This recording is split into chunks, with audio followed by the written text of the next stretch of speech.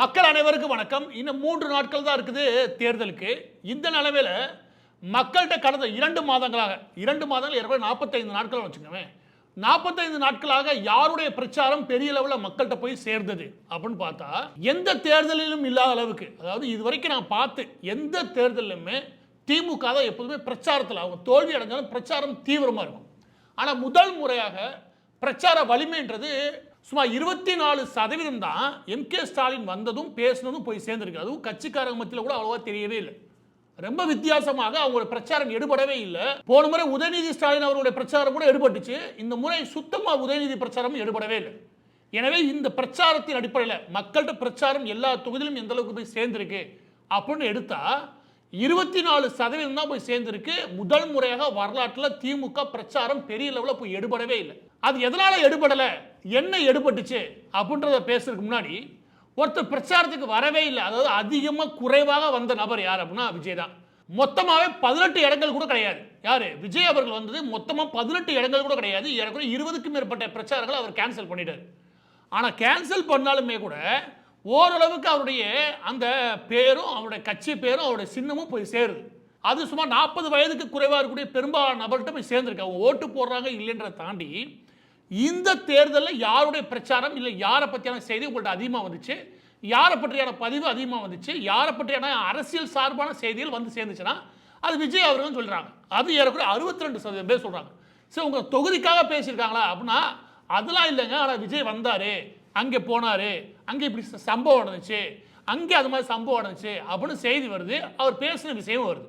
இது ஒரு பகுதி. இது சுமார் 62% மக்கள் சொல்றாங்க. கடந்த 2 மாதங்களில் 170க்கும் மேற்பட்ட இடங்களில் பேசி எல்லா இடங்களையும் அந்த வேட்பாளரோட சேர்த்து அந்தந்த தொகுதி விவரங்களை பேசி தனிப்பட்ட விதத்தில் ஒவ்வொரு அமைச்சர்கள் அந்த பகுதியிலுடைய மாவட்ட செயலாளருடைய பிரச்சனைகளை எடுத்து பேசி பெரிய லெவலில் வந்தார். இந்த ஏரியாவில் இருக்கக்கூடிய இந்த மாவட்டம் இந்த தொகுதியிலுடைய பிரச்சனையை பேசினார் அப்படின்னு சொல்லக்கூடிய நபர் வந்து எடப்பாடி பழனிசாமி அவர்கள் தான். சுமார் அவர் போன 90% இடங்கள்ல அவர் போன இடத்துல சுமார் 170க்கும் மேற்பட்ட இடங்களை அவர் கவர் பண்ணியிருக்காரு. 170க்கும் மேற்பட்ட பாயிண்ட்ல அவர் பேசியிருக்காரு. அந்த பாயிண்ட்ல இருக்கக்கூடிய தொகுதிகளின் அடிப்படையில் பார்த்தா அவங்க எல்லாரும் ஆமா வந்தாரு, வந்து இந்த விஷயமா பேசினாரு அப்படின்னு ஏற்றுக்கிறாங்க. எனவே பிரச்சாரம்னு பார்த்தீங்கன்னு வச்சுக்கோங்க, பிரச்சாரத்துக்கு போகவே இல்லைனாலும் விஜய் அவர்கள் பேர் போய் சேர்ந்திருக்கு.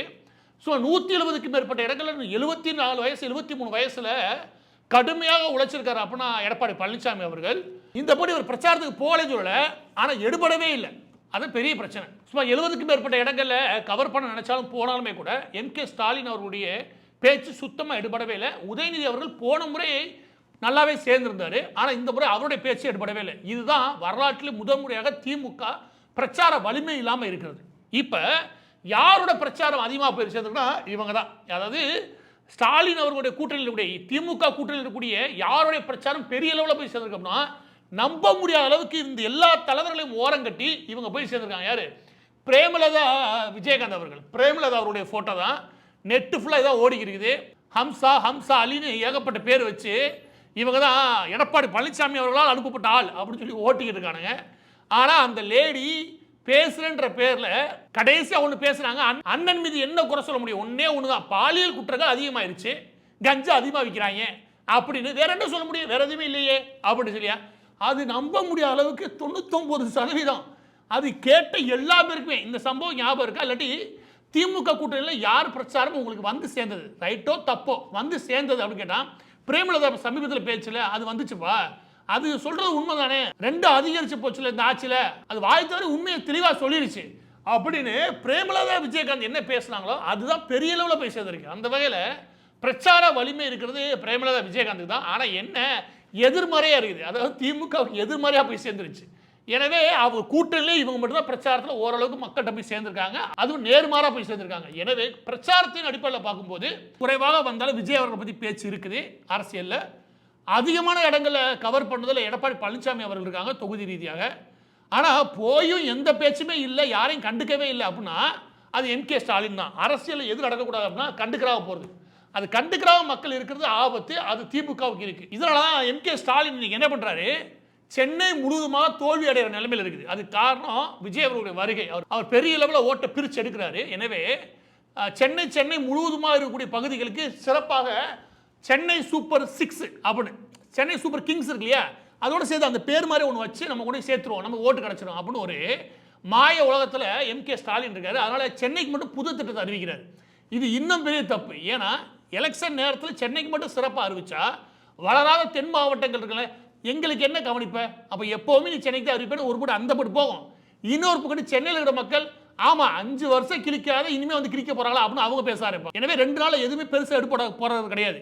ஆகவே தற்போது நிலவ பிரச்சாரத்தின் அடிப்படையில் பார்த்தாலும் சரி, சர்வே சொல்லக்கூடிய விவரங்களும் சரி, திமுக தோல்வியை நோக்கி வேகமா போகுது. இந்த மாற்றம்ன்றது ஜனவரிக்கு அப்புறம் தான் உருவாயிருக்கு. இது அதிசயமே. இது மிக முக்கியமாக என்ன காரணம்? இந்த திமுகவுடைய பிரச்சாரங்கள் பெரிய அளவில் எடுபடலை. அது ஒரே ஒரு காரணம் தான், அதுவும் பிரேமலதா அவர்கள் சொன்னதுதான். பாலியல் குற்றங்கள் அதிகமாக இருக்குது, பெண்களுக்கு எதிரான குற்றங்கள் அதிகமாக இருக்குது. இன்னொரு பக்கத்து கஞ்சா செம்ம சேல்ஸ். இது 2 நாள சம்பவம் நடக்கவே இல்லாத மாதிரி செய்தியாளர்கள் வேணா செய்தி போடாமல் இருக்கலாம், எல்லா படம் செய்தியை மறைச்சிட்டாங்க 5 வருஷமா. ஆனால் மக்கள்கிட்ட பெரிய அளவு போய் சேர்ந்துருச்சு. கடைசியாக பிரேமலதா விஜயகாந்த் அவரும் போய் சேர்த்துட்டாங்க. இதில் அவர் மூடி மறைக்க நினைச்சிட்டு இருக்காரு. அதில் இப்போ எது ஏப்ரல் 14ஆம் தேதி, ஒரு வாரத்துக்கு முன்னாடி வீட்டில் ஒரு பொண்ணு படிச்சுக்கிட்டு காலேஜ் பொண்ணு, அதை நைட்டு 10:30 உள்ளே புகுந்து மீஞ்சூரில், எது சென்னையில், சென்னை வெளியே மீஞ்சூரில் இதுக்கு 4 பேர் வயசு காலங்க, ஒருத்தர் 23, ஒருத்தர் 22, இன்னொருத்தர் 19, இன்னொருத்தர் 24. இது எல்லாம் சேர்ந்து நல்ல போதை கஞ்சா போதையில் உள்ளே புகுந்து அதை அடித்து அந்த பொண்ணுக்கு பல இடங்களில் வெட்டு. எதுக்கு? கையில் கிடச்சா எடுத்துகிட்டு ஓடுறானுங்க, அதை திருடுறானுங்க அந்த போதையில். அப்போ எல்லா குற்றமும் அதிகரிக்கிறது எங்கேருந்து? இந்த கஞ்சா போதையிலேருந்து. எனவே இது மக்களுக்கு நல்லாவே தெரியுது. இவர் என்ன பண்ணுறாங்க அப்படின்னா, அப்படி நடக்காத மாதிரி செய்தியே போடாமல் மூடி மறைச்சிட்டு இதெல்லாம் நடக்கவே இல்லை, அவங்க ஆட்சியில் தான் அதிகமாக இருந்துச்சு, என் ஆட்சியில் குறைவாக இருக்குன்னு எம்கே ஸ்டாலின் சொல்கிறாரு. இதை நம்புறதுக்கு யாருமே தயாராக இல்லை.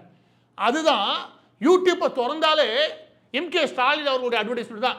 எல்லா பக்கமும் விளம்பரத்துக்கு செம்ம செலவு. ஆனால் யார் பெரிய ஆர்வம் இல்லை, முகம் சுளிக்கிற மாதிரி தான் இருக்குது. அந்த பிரச்சாரம் எடுபடவே இல்லை. அதுக்கு காரணம் இப்படியான நிலைமையில் தமிழகம் இருக்குது. அதற்கு ஒரு மாதத்துக்கு முன்னாடி எல்லா பேரும் கேட்குறது மக்கள், இங்கே இருந்த ஒரு குடும்பமே, ஒரு 26 வயசு, 22 வயசு, குழந்தைக்கு ஒரு 2.5 வயசு, 3 பேரையும் ஒரு நைட்டில் அடையார் சென்னை மத்திய பகுதியில் வச்சு கொலை நடக்குது. அப்போ அந்த கொலை நடக்குதுன்னா அப்பொழுது ரோந்து பணியில் இருந்த காவலர்கள் என்ன பண்ணீங்க? அதில் ஒரு அரை மணி நேரத்தில் நடக்கிற சம்பவமா? இதுவும் போதையின் அடிப்படையில் தான் ஒரு குடும்பமே ஒரு நைட்டில் அழிக்கப்படுது. இதுதான் சென்னையோட நிலவரமே. சென்னை நிலவரமே கடந்த 1 மாதங்களில் கொடூரமாக எத்தனை சம்பவங்கள் வேணால் எடுத்து பார்க்க முடியும். ஒரு குழந்தைய ரெட்டேரி பகுதியில் ஹரின்னு ஒருத்தன், அதில் அந்த பொண்ணு 10வது தான் படிக்குது, அந்த சம்பவம் வந்துச்சு. அதெல்லாம் செய்தியாளர் மறைச்சராயின்னு வச்சுக்கவே, ஆனால் நல்லாவே போய் சேருது மக்கள் மத்தியில். அந்த பொண்ணு 10வது தான் படிக்குது, அந்த பொண்ணை கத்தியை வச்சு குத்திட்டானுங்க. இது இன்னொன்று கோயம்புத்தூரில் இன்னொரு இடத்துல அந்த காய்கறி வெட்டுற கத்தி எடுத்துகிட்டு போய் ஒரு குத்து. இப்படின்னு எல்லா பொண்ணு பெண்களுக்கு எதிரான குற்றம் அதிகரிச்சுன்னா, ஆமாம் அதுக்கு மிக முக்கியமான காரணம் எதுவாக இருக்குன்னா கஞ்சா. எனவே இந்த 2 சம்பவங்கள் உச்சத்தை தொட்டது. அதுவும் கஞ்சா போதை உச்சத்தில் இருக்கிறது சென்னை. சென்னையே இந்த லட்சத்தில் இருக்குன்னா அப்போ மற்ற இடங்கள்ல. எனவே இது எல்லா பேருக்கும் போதுமான அளவுக்கு தெரியுது. அதனால தான் பிரேமலதா விஜயகாந்த் அவர்கள் சொன்ன அந்த சம்பவம் பெரிய அளவில் மக்கள்கிட்ட போய் சேருது. அதுதான் உண்மை. எனவே இந்த பிரச்சாரம் போயிருக்கு. இதனால தான் எம்கே ஸ்டாலின் அவருடைய பிரச்சாரங்கள் எதுவுமே எடுபடுறதில்லை. உண்மை இப்படியா இருக்கும் போது மக்கள் அதை ஏற்றுக்க தயாராக. இதனால தான் சமீபத்தில் என்ன பண்ணுறானுங்க, சத்யராஜ் ஒரு பக்கத்து, அதுக்கப்புறம் இந்த பிரகாஷ்ராஜ் அவனை கூட்டி வந்து, இப்போ சத்யராஜ்லாம் அந்த கருணாநிதி குடும்பத்தை அடிமை, அது என்ன பண்ண சொன்னாலும் பண்ணுவார். அவருக்கு கொடுக்குறத கொடுத்தோம் வச்சுக்கவே, அவர் காலை தூக்கி நெத்தியில் வச்சுனா வைப்பாப்புல. ஆனால் இங்கே வந்துட்டு ஓவரு சுயமரியாதை பேசுவாப்புல. அந்த மரியாதை எதுவுமே கிடையாது.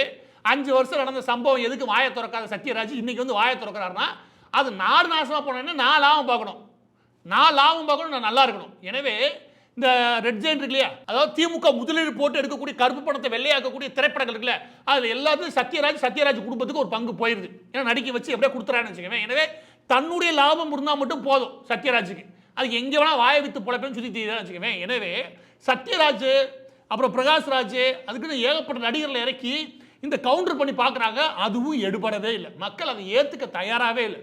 இன்னொரு பக்கத்து இந்த வீடியோ பிரபலமாகுது. எது? அதாவது என்னென்னமோ யூடியூப்ல அட்வர்டைஸ்மெண்ட் போடுறாங்க எம்கே ஸ்டாலின், அதையெல்லாம் எடுபடலை. அவர் ஒரு விளம்பரத்தில் அடிக்கிறது கதைன்னு சொல்லிக்கணும் அப்படின்னு ஒவ்வொரு வார்த்தைக்கும் டேக் எடுக்கிறாரு.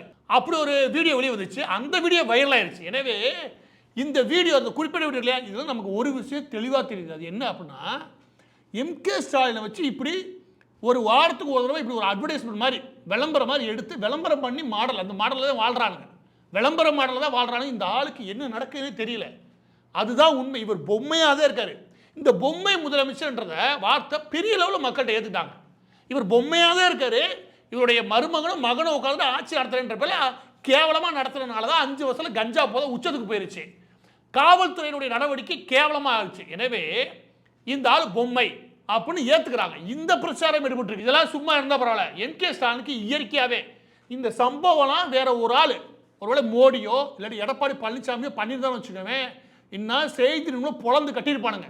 இங்கே பாருங்க அவங்களுடைய ஆட்டிடியூட், அவங்களுடைய திமிரை பாருங்க, அவங்க அதிகார திமிரை பாருங்க, அள்ளி எரிஞ்சிருப்பாங்க வச்சுக்கவே. ஆனால் ஸ்டாலின் பொத்திக்கிட்டு இருக்காங்க. ஸ்டாலின் காலில் வந்து ஒரு வயசாத அம்மா, அந்த அம்மா பெத்த பிள்ளைய பார்த்தாங்கன்னா எவ்வளோ வருத்தத்தில் பார்க்கணும். அந்த வீடியோ பார்த்தா காலில் வந்து விழுந்து ஏதோ மனு கொடுக்குது, அதை அப்படி லெஃப்டில் தள்ளி விட்டுட்டு இப்படி போட்டுட்டு என்னன்னு கூட கேட்காம போறாப்புல. இந்த பழக்கம் எம்.கே. ஸ்டாலினுக்கு இருக்கு. நான் சத்தியம் பண்ணி சொல்வேன், வேற எந்த தலைவராக பண்ண வச்சுக்குவேன் செய்தி பிச்சு எரிஞ்சிருவாங்க. ஆனால் இந்த ஆள் எல்லா நேரமும் ஒரு ரயில்வே ஸ்டேஷன் போயிருப்பாப்புல, டம்முன்னு ஒருத்தர் அரைவாப்புல, இன்னொருத்தர் தள்ளி விடுவாப்புல. இப்போ நடந்து போகும்போதே இந்த அம்மா மட்டும் கிடையாது, இன்னொருத்தரை குடும்பத்தோட தள்ளி விடுவாப்புல, பக்கத்தில் வரா வெளியே போலி போ. இவர் எப்படின்னா இவர் வளர்ந்தது அந்த விதமா எளிய மக்களோட பழகி எளிய மக்களுடைய இருப்பிடத்துலேருந்து வந்தாருச்சுக்கவே அந்த மாதிரி வராது.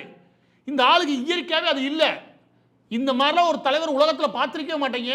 ஆனால் இங்கே இவரெல்லாம் பிழைக்கிறதுக்கு ஒரே காரணம் செய்தி நிறுவனம் வாயை பொத்திக்கிட்டு இருக்காங்க. இதே மாதிரி மோடி ஒரு வேளை யாராவது தள்ளி விட்டுறான்னு வச்சுக்கவே இன்னைக்கு 10 நாள் உட்காந்து பேசுவாங்க. ஆனால் இது கப்புச்சு போட்டிருக்காங்க. எனவே இந்த வீடியோ வைரல் ஆகுது. எனவே செய்தி நிறுவனங்களை பேசி தான் மக்கள் பேசுவாங்க, மக்கள் காதையும் கண்ணையும் அடைச்சிடலாம் திமுக நினைக்குது. ஆனால் அதையும் தாண்டி சோசியல் மீடியா கொண்டு போய் சேர்க்குது. அதன் விளைவாக திமுக என்ன சொன்னாலும் பிரச்சாரம் எடுபடவே இல்லை. திமுக பிரச்சாரம் ஒன்றுமே இல்லாமல் போனதுக்கு காரணமே அவங்க நடத்தின 5 வருஷம் ஆட்சி அந்த லட்சணம், அவருடைய விளம்பர மாடலோட லட்சணம். எனவே பதிவோட இறுதியாக நான் சொல்றது என்ன அப்படின்னா, பிரேமலதா விஜயகாந்த் சொன்ன 2 காரணங்கள் இருக்குல்ல, ஒரே ஒரு குற்றச்சாட்டு 2 காரணங்கள், பாலியல் குற்றங்கள் அதிகமாயிருச்சு, கஞ்சா போதை அதிகமாயிருச்சு. இதுக்காகவே ஓட்டு போடக்கூடாது. 2வது என்ன அப்படின்னா, இந்த மாதிரி ஆட்டிடியூட் இருக்கு இல்லையா, இந்த மாதிரி நபர்களாக வரவே கூடாது. ஒரு தேர்தல் பிரச்சாரத்துக்கு வர அதுக்குள்ளே தள்ளி விட்டு போகிறேன் ஒரு இடத்துலையா, எல்லா இடத்துலையும் எதாவது பண்ணுறீங்க. அப்போ இவங்க குடும்பத்துக்கே எப்படி வந்துச்சுன்னா, நாங்களாம் ராஜாக்கள் எங்களை என்ன மறைச்சிக்க நிற்கிற, வெளியே போ, எங்களால் தொடவே தொடாத, அந்த மாதிரி ஒரு அணுகுமுறைக்கு வந்துட்டாங்க. கருணாநிதி குடும்பமே வந்துருச்சு. இதுக்கு மேலே திமுகன்ற கட்சியே கிடையாது. கருணாநிதி குடும்பத்துக்கு அடிமைகளின் கூடாரம் அது. அதையெல்லாம் ஒட்டுமொத்தமாக பற்றி விடுறது நல்லது. இன்னொரு பக்கத்து பார்த்தா சபரீசன் ஊரெல்லாம் போகிறாப்புல, அவர் காலை விழுந்துக்கிட்டு இருக்கேன் திமுக காரன். அவனுக்கு கூச்சனாச்சமே இல்லை, அவன் வாழ்றான். இந்த ஆராசெல்லாம் கேளுங்க, அவ்வளோ சுயமரியாதை வாய்க்கிலேயே பேசுவாப்புல. ஆனால் அவர் கால் பார்த்தா பம்மியாக உட்காருக்காரு. சபரீசன் யாரு? ஸ்டாலின் மருமகன்றதை தாண்டி திமுகவுக்கு என்ன தியாகம் பண்ணார் சபரீசன்? ஊரெல்லாம் அவருக்கு போய் பம்மிக்கிட்டு அவர்கிட்ட போய் காலை தொட்டு கும்பிட்டு வாழ்றியே, நீ எல்லாம் என்ன வாழ்க்கை வாழ்ற?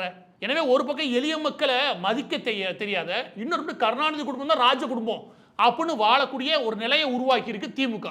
அந்த திமுக அழிகிறதா ஜனநாயகத்துக்கு நல்லது. இந்த முறை தோல்வியை தள்ளுவது மிக மிக நல்லது. எனவே சென்னை சூப்பர் 6 ஏதாவது ஒரு திட்டத்தை அறிவிச்சு சென்னையில் இருக்க ஓட்டெல்லாம் வாங்க முயற்சி பண்ற எம்.கே. ஸ்டாலின் சென்னையில் தான் முதலாவது தோக்கணும். கடைசியாக ஒரு சின்ன வேண்டுகோள், சுமார் 22 மாவட்டங்களை நாங்கள் முழுமையாக கவர் பண்ணியிருக்கோம். எந்தெந்த பகுதியில் திமுக வலுவாக இருந்துச்சோ, போன முறை தீவிரமான வெற்றி அடைஞ்சாங்களோ அந்த பகுதிகளை நோக்கி தீவிரமாக சுமார் 22 மாவட்டங்களை கவர் பண்ணியிருந்தோம். மற்ற இஷ்யூவையும் கவர் பண்ணியிருந்தோம். இதில் ஒரு வேடிக்கை ஒன்று இருக்குது. ராசாவை அடித்தோம், இன்னொரு பக்கத்து நம்ம பிடிஆர் பள்ளிவேல் தியாகராஜன், அவர் பெரிய யோக்கிய மிஸ்டர் கிளீன் சொன்னாங்க, அவர் அடித்து வெளியே கொண்டு வந்தோம். இது மாதிரி யாரெல்லாம் அடித்தோமோ அவங்கெல்லாம் புகழ் பாடுறதுக்கு ஒரு வீடியோ ஒன்று எடுத்து அது ஊரெல்லாம் பரப்பி விடுறாங்க. இந்த சமீபத்தில் சத்யராஜ் கூச்சநாச்சம் எதுவுமே இல்லாத ஒரு கேவலமான மனுஷன் வச்சுக்கவேன். ஈமுக்கோழி சத்யராஜுக்கு என்ன தெரியும்? ஈமுக்கோழி வித்து எப்படியா பொழப்பு நடத்தா தெரியும் இல்லையா? அந்த மாதிரி பொழப்பா ஈமுக்கோழிக்கு வியாபாரம் பண்ணிக்கிறீங்க. இப்போ வந்து யாருக்கு? பிடிஆர் பள்ளிவேல் தியாகராஜன் யோக்கியனா. நீ ஈமுக்கோழி விளம்பரம் பண்ண பாரு, அதுவும் இந்த பிடிஆருக்கு விளம்பரம் பண்ணுற பாரு, ரெண்டும் ஒன்று தான், 2 வெத்து வேஸ்ட்டு. எனவே நம்ம யாரெல்லாம் அடித்தோமோ, எந்தெந்த இஷ்யூவில் எடுத்தோமோ அதெல்லாம் தரமாகவே போய் சேர்ந்துருக்குது. உங்கள் எல்லா பேருக்கும் நான் சொல்லணும்னா, சும்மா 22 மாவட்டங்களை கவர் பண்ணியிருக்கோம். உங்களுக்கு தேவைன்னா அதுக்கான தகவல்கள் புள்ளி விவரங்களோட நாங்கள் கவர் பண்ணியிருக்கோம். அதோட சேர்த்து சும்மா 30க்கும் மேற்பட்ட டிபார்ட்மெண்ட் இருக்கக்கூடிய அமைச்சர்கள் இருப்பாங்களே, அவங்களுடைய ஊழல் விவகாரங்களை வெளியே கொண்டு வந்திருக்கோம். இது எல்லாமே கடந்த 3 மாதங்கள் தீவிரமாக வேலை பார்த்துருக்கோம். உங்களுக்கு தேவைன்னா எங்களுடைய சேனல் இருக்கும், அதை எடுத்து கொண்டு போய் சேருங்க.